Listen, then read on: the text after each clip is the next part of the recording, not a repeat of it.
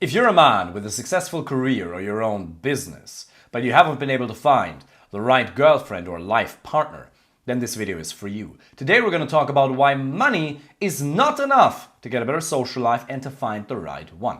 I'm going to talk you through a logical sequence of 5 steps that'll explain to you why it isn't enough, and then I'll elaborate the greater context, and then I'll tell you what you should be doing instead. First of all, you have to understand the base premise is that human beings make emotional decisions. And women in particular, we think we are so logically driven. And certain things we do in life are absolutely and undeniably logically, but most things are actually quite emotional. That's the first point.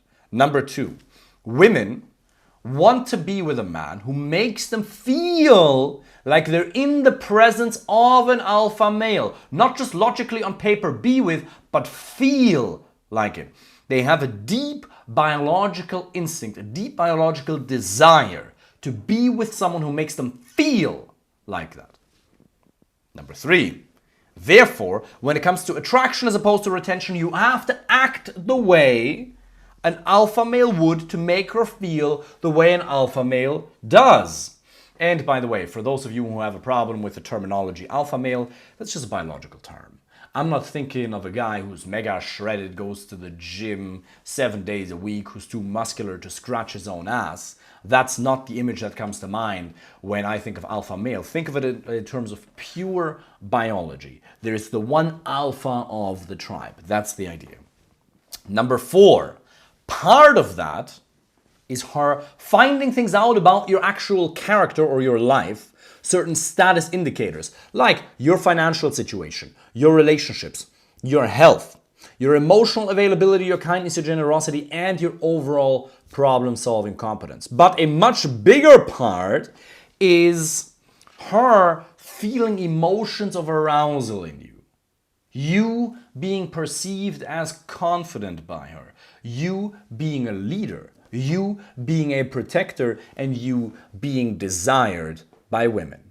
These things are even more important than the logical checklist of things that objectively make you that top 5%, top 10%, top 1%, top 0.1% kind of a man. Now here's the problem. Since you can't just tell her that you are these things, hey, excuse me, by the way, Sarah, I just want to let you know, I'm a protector of men. Many women want to be with me, by the way. After this, I'm going to go on another date. I have 3 more dates lined up this week. Very rich, by the way. You can see why that wouldn't work. 1, it's just weird. 2nd, it's absolutely try hard. And if you come across as bragging or try hard, then she immediately rightfully concludes that you must not have a lot of options available. Because if you had a lot of options available, you wouldn't be trying so hard. And not having a lot of options available means you're not desired by a lot of women, which in turn means you couldn't possibly be the alpha male because the alpha male already has a lot of options available to him. So why would you want to be with a man who's not desired by other women? As weird as this sounds, this is deeply anchored in her brain. So what are you going to do? You have to learn to communicate in a way that implicitly lets her know that you are that type of a man. And I can tell you from experience over the years of working with some very wealthy clients. I got some clients who are just managers in certain companies who are doing fairly well, or business owners or people who have a partial ownership in certain companies who are extraordinarily well off, and men who are in those positions who have worked very, very hard over many years to get there.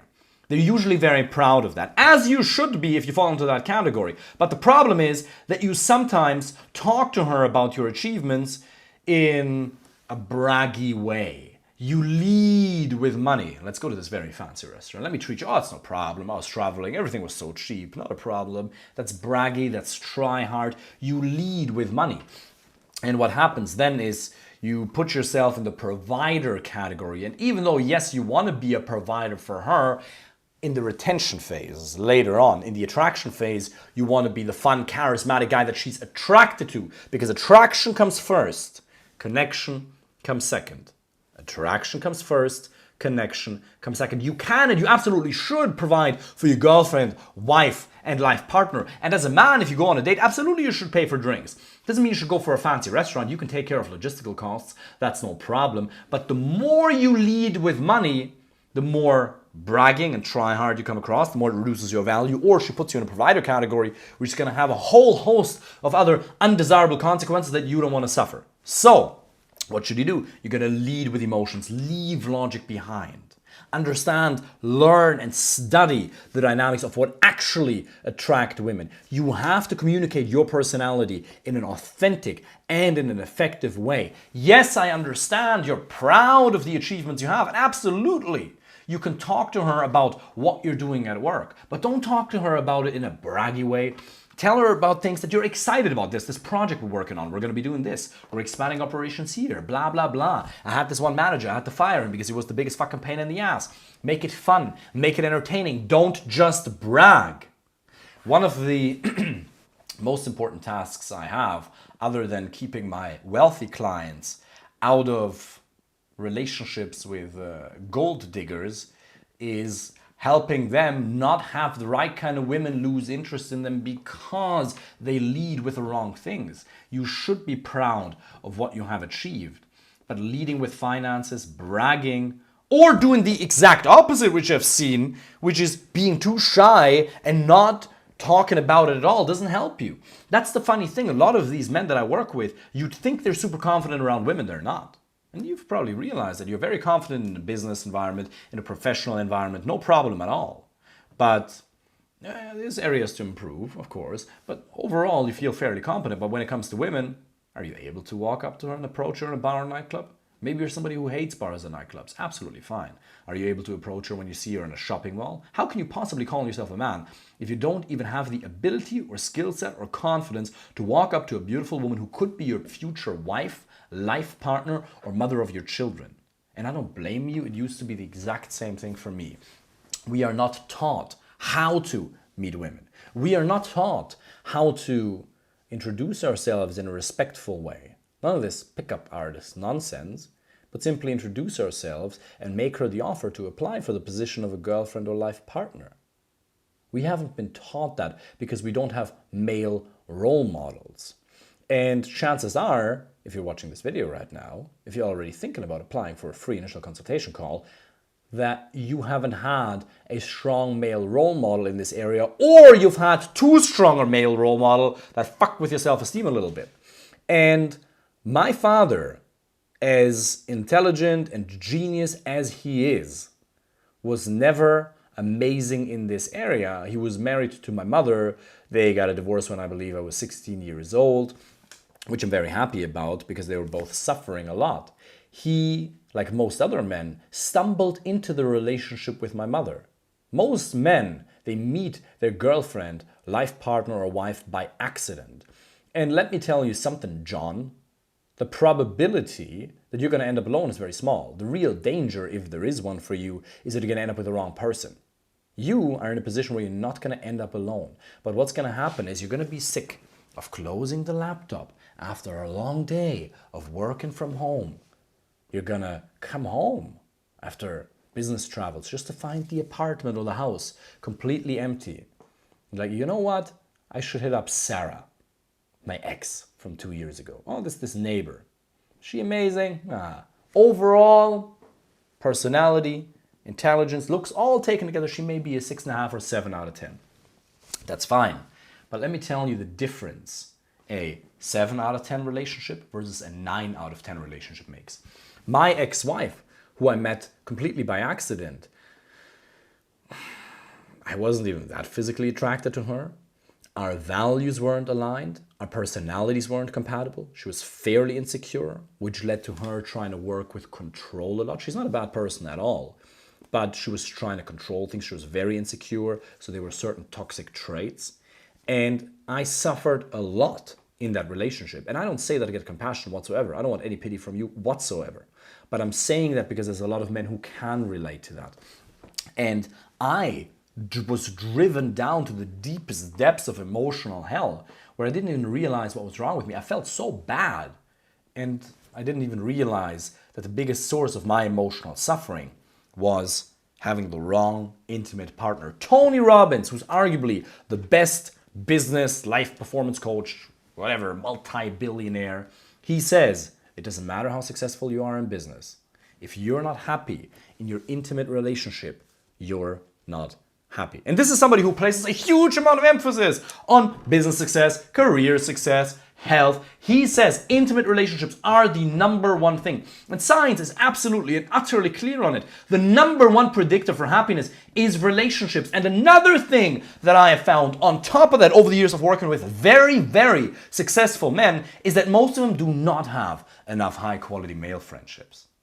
When you go through a breakup, when you go through a couple of shitty dates, you're not getting the validation, the high quality relationships with women that you'd like to have, then you don't even have men to spend time with. And even if you have some friends, maybe they're friends that you grew up with from high school, but they're not into interpersonal development as much as you are. They're not as open-minded. They wouldn't consider going to the gym as much as you. They wouldn't consider booking coaches as you have in other areas of your life, or mentors or consultants. They're a little bit more closed-minded. Maybe you have some, but you don't have enough. Let me ask you this. This is a bit of an unusual question. How many hours per week on average over the last month have you spent in the company of men who make you feel at home?